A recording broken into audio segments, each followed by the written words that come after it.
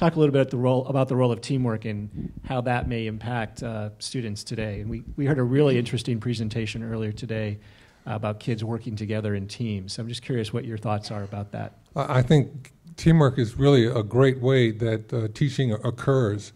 I noticed that at the first competition that I mentioned in my speech.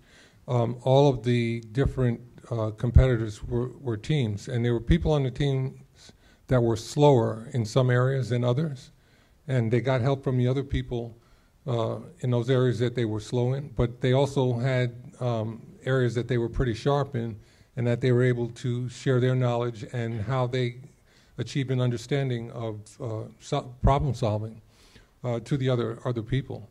And the whole interaction between all the different minds on the team really determined how much success they would have. And some of the teams with the nerdiest kids on it did the best robots I'd ever seen. The competition was basketball. They had to make a robot that shot baskets. So they had me there to